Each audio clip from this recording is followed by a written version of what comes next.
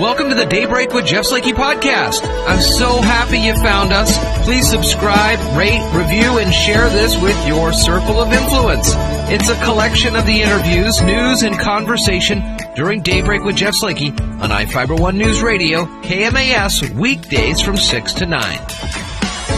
Well, good Monday morning to you as the Daybreak Show rolls on here on this 10th day of August. Spencer, good morning. Hey, good morning. What's going on today? Nothing much. How was your weekend? Everything okay? It was all right, yeah. Nothing spectacular. How about yours? Not too bad. We played 3 games last week for T-ball. Wednesday, Friday night, and Saturday morning. And so those kids were mighty tired by the end of Game 3. Do they get crabby when they're tired? No, not too bad. They enjoy playing. They have a great time throwing the ball and kicking the dirt and stuff. So it's a lot of fun for them. That's good. That's cool. Today on the show, local news and conversation. Got a COVID update for you and then other stories from over the weekend. Since our report on Friday, Mason County Public Health notified of 13 additional Mason County residents testing positive for COVID-19. That brings the total to 227 positive cases since the beginning.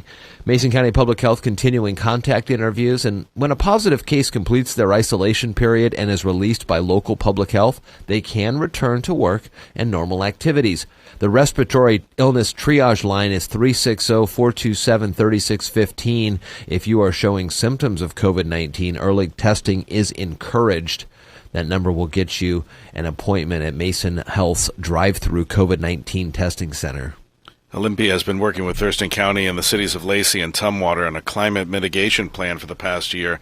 The Thurston Regional Planning Council is providing staff support for this regional effort to develop the strategies necessary to meet the following greenhouse gas emission reduction targets: 45% below 2015 levels by 2030 and 85% below 2015 levels by 2050.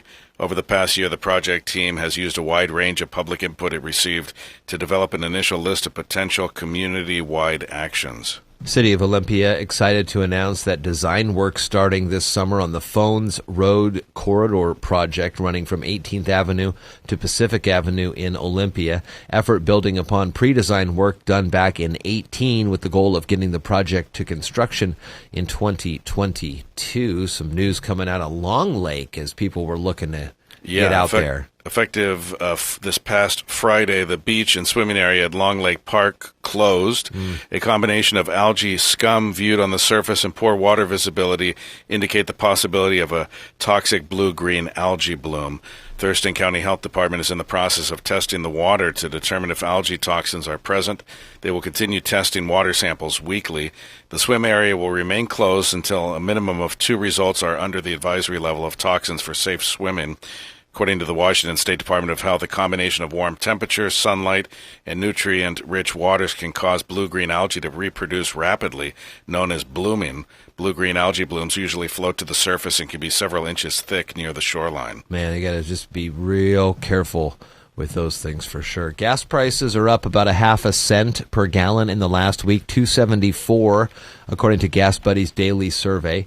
Gas prices in the state are 2.5 cents per gallon higher than a month ago and about 44 cents per gallon lower than a year ago. According to Gas Buddy price reports, the cheapest in the state, $2.18, most expensive, $3.30. National average price of gas has fallen a little over 1 cent in the last gallon, averaging $2.16. Justice Sheffield pitched 6 shutout innings for his first major league win. Dylan Moore hit a 2-run homer, and the Seattle Mariners beat the Colorado Rockies 5-3 yesterday. Sheffield, one of 3 pitchers 24 or younger in the Mariners' starting rotation, gave up 4 hits without a walk and struck out 7 in his longest stint of the season. Charlie Blackmon extended his hitting streak to 13 games with a first-inning double for the Rockies. Mariners are back on the air tonight at 5 for the pregame against the Texas Rangers. They are in Texas. 6:05 will be the first pitch. So 3 games at Texas, then they're traveling to Houston, then L.A. for the rest of the week and into next. More local news and conversation here on the show today, and a good Monday morning to you. More Daybreak is coming up. From the iFiber One News Radio studios, you're listening to Daybreak. And the Daybreak Show continues this Monday morning. Good morning, Spencer. Hey, good morning to you. Got some regional news to start you off your Monday with. Demonstrators have started gathering in Seattle ahead of upcoming votes by city officials on reducing funding for police.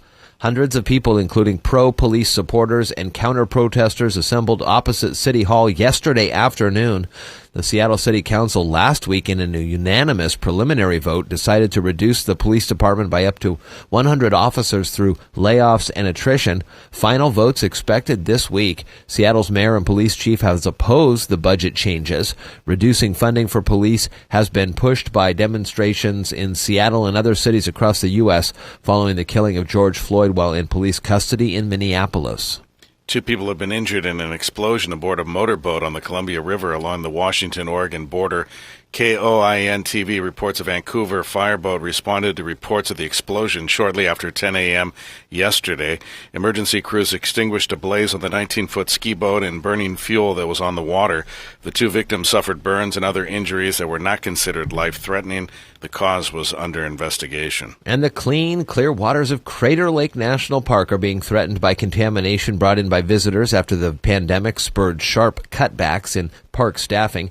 Crater Lake Superintendent Craig Ackerman says he's concerned visitors are ignoring signs prohibiting the use of gear that could result in invasive species being introduced into the lake. The bulletin reports rangers are attempting to turn back people with illegal items, but they can't be there 24 hours a day. The near 2,000-foot deep lake is one of the most pristine large water bodies in the world, formed when a volcanic eruption collapsed at a peak, then left the crater filled with water. Beautiful. That's one of the most beautiful places I've ever been. It's really a shame that people aren't playing nice and following those rules. They shouldn't have to have 24/7, people there telling people not to do stuff. Lots of legend and lore when it comes to Crater Lake and Wizard Island out there. It's a pretty cool area for sure. Yeah, it's really cool. That's just some regional news for you here on a Monday morning. Mariners are on the air this evening, with a 5 o'clock pregame and a 6:05 first pitch as they take on Texas right here on AM 1030 and FM 103.3. Your home for the Mariners during this season. From the iFiber One News Radio studios, you're listening to Daybreak. Well, good morning, everybody. As Monday rolls on here at the Daybreak Show, it's Jeff and Spencer. Morning, Spencer. Hey, good morning to you. We went and did a drive-by birthday yesterday. Oh, yeah? How'd it go? Good. It went great. A friend of Kaiser, the mom reached out. They were in class together, and they had been in T-ball previous. So we went over there and spent about 20 minutes. We were in our car, and they were on the sidewalk talking about, birthday and how he's doing with baseball and machine pitch and stuff. And it was kind of nice just to talk to another family about things. And sure, it's been just such a long slog, and we're pretty active during the summer normally. Normally with the radio, we've got events every weekend. There's always something going on. Not this summer, though. No. People are missing out on a lot of things. Yeah, by now we'd be halfway through a lot of the most fun events, too. There was a non-scientific poll showing that the average family will be missing out on 17 events during the summer of 2020. At least 2 summer camps, 2 vacations, 6 day trips, 7 play dates on average. 74% of parents express that they're worried about their child's happiness this summer. 80% say they're trying to make the most of it. What are you guys doing to break up the monotony? Not a whole lot. It's nice because my in-laws are living with us right now as they look for a house in Mason County. So that's made it a lot easier, for everybody having them around. And it's almost like a vacation having them there. We're doing a lot of fun stuff with them. The kids have been going kayaking. And so they've been kind of helping us fill in those gaps of things that they might have been missing this summer. We did miss a must-need. My son's graduation from high school. We few big monumental events, but we're trying to keep normalcy as much as possible, just like everybody else. This is an interesting survey. 3/4 say they're spending more quality time with their kids this summer. Stephanie has noticed that with Kaiser and I. She thinks that our relationship has gotten stronger since COVID started. We're able to spend more time together. And 30% have purchased new toys to help pass the time. Not guilty. Little Animal Crossing? A little Animal Crossing, a basketball hoop, a pitching machine, more Animal Crossing, anything that we can do to break up the day. Is we're trying really hard. This is an interesting survey. Anything else on here that you? Yeah, 75% say they're spending. 41% say they're taking family walks or bike rides. We've been doing that a lot. 40% of respondents say they're doing movie nights at home. Oh, fun. And I just read a story. It's just really disheartening. I don't know the future of movie theaters. They're really, really hurting. Being closed all these months. Yeah. So a lot of families are doing it at home. We talked about how Disney Plus releasing Mulan as a $30 purchase on there. So that was going to be one of the biggest hits of the summer for Disney. 38% say they're making arts and crafts with their kids. 32% say they're frequenting local parks more than they would have. Well, there is a lot, at least in the Northwest, to get out and do. And hopefully you're able to go and do that. Slip and slide sales gone through the roof. That makes sense. Oh, those were fun as a kid. I didn't know they still allowed those. Oh, yes. Well, we were at the store the other day. I was looking at a new toy to buy, to outdoor toy, and I saw lawn darts. But they're not the old school lawn darts. They have kind of almost like a half a wiffle ball.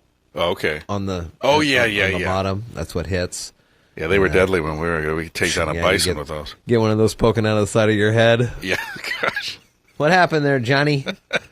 Yeah, I'm fine. Darts. More Daybreak Show coming up. From the iFiber One News Radio Studios, you're listening to Daybreak. Again, good Monday morning to you. The Daybreak Show continues on. Jeff Slakey and Spencer Hughes with the Mariners on tonight at Texas, 5 p.m. pregame, 6:05 first pitch. Spencer, how are you doing? I'm doing all right. How about you? Good morning. Happy Monday. Yeah, for sure. Good Monday. I was driving around yesterday, and I saw a sign that said, "Better than Biden, Kanye 2020."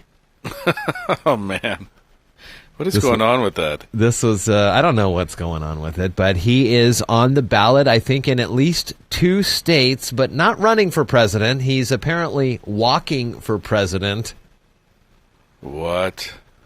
What's going on? Forbes magazine talking about the campaign, if it's designed to be a spoiler for Vice President Biden's chances. Kanye replies, "I'm not denying it." In an interview by text. You ever done one of those? No, interview by text. I've done email ones in the past, where you kind of get all the questions and you send them back, but not texting, no. That'd be that's interesting. Yeah, the kids would love it. West told Forbes he was walking for president rather than running. When Forbes pointed out West is not on enough state ballots to win, he says, "I'm not going to argue with that. Jesus is king." Meanwhile, it appears unlikely that West will appear on even the ballot for his home state of Illinois. Singer Wayne Fontana of the Mindbenders has died. A press representative tells The Guardian that Fontana died at a hospital outside Manchester in the United Kingdom at the age of 74. Details of his death not known, except that his longtime partner was by his side. His real name, Glenn Jeffrey Ellis. He took the name Fontana after Elvis Presley's drummer, DJ Fontana. Huh. The Mindbenders had a number 1 hit in 1965 with The Game of Love. And Great to be honest song. with you, that's the only one I know of. Were they kind of a one-hit wonder here? Or, Yeah. Not a lot of hits. Yeah, Fontana quit the group later that year, and the Mindbenders had a number 2 hit without him with A Groovy Kind of Love, which is the one that most people know. He suffered from mental illness, sadly, later in his life, served prison time for a 2005 incident in which he set fire to a car with a bailiff inside who had come to Fontana's house for an unpaid fine. Oof, wow. Old Dominion, good country group going stir crazy, not on tour. They have a self-titled album they re-released, and instead of the vocals, it's just a bunch of meow, meow. I like the meow, meow, meow, meow, meow, meow, meow, meow. Still Matthew Ramsey singing, only he's singing meows instead of the lyrics. the Meow Mix version of the album available now on streaming platforms. I saw a sign or a commercial that said Jimmy Kimmel was doing the Emmys or some awards show live, and all these award shows have had to scramble and kind of change what they're doing. Oh, yeah. And a lot of these shows have been actually pulling it off pretty well. I didn't know how they do it with these late-night shows, like from their living rooms or something, from their home offices.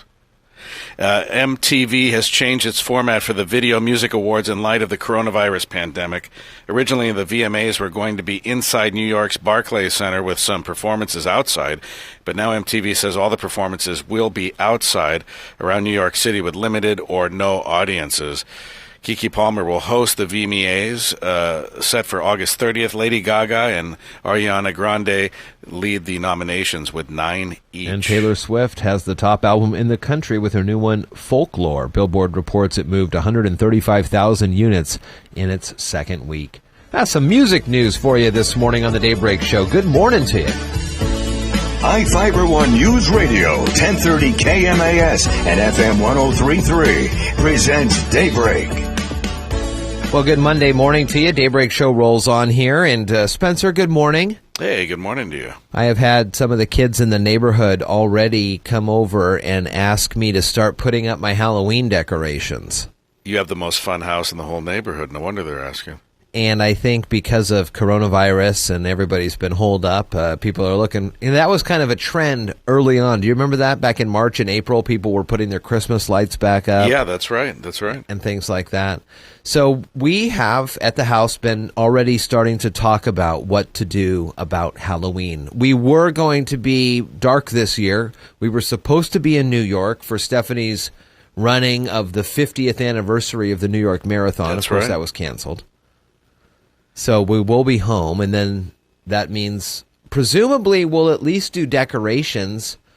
But what are you reading? What are you finding about the future of Halloween this year? Well, there's a lot of uncertainty. Last year, the National Retail Federation predicted Halloween sales would top $8.8 billion, $3.2 billion on costumes alone, $2.6 billion on candy, $2.7 billion on decorations, and nearly $400 on greeting cards. But it's a different story this year. Nobody foresaw last Halloween that we'd be in a pandemic all these months. So it's just a very uncertain situation as all of this has been, not just for the kids and the parents, but for the economy, too. Halloween pumps billions of dollars into the economy. If people aren't spending on this stuff, it could hurt the economy even more. So people are not going to be able to go do mazes, probably. Haunted houses. Yeah, it looks like Universal Studios, Hollywood, and Disneyland have already announced that they're big, and Disneyland goes all out for Halloween. I've never been there for that, but I know friends that go every year for Halloween, and it's just something to be seen, but those are canceled.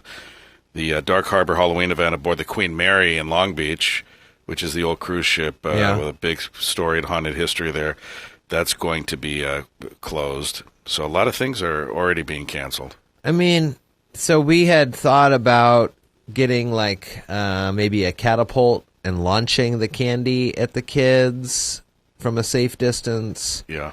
You know, sometimes they're wearing masks anyways. It'll be really interesting to kind of see where we're at the end of October. Yeah. I mean, you can't plan now for the end of October.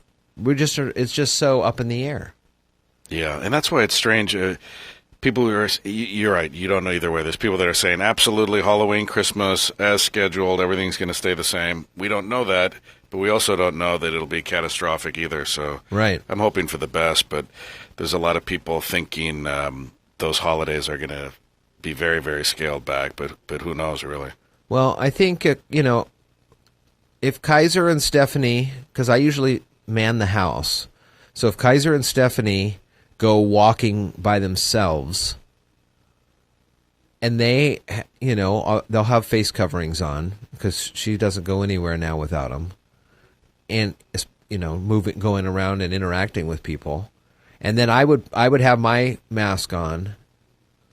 It would just have to be up to the comfortability of passing the candy, and how long that takes, I guess.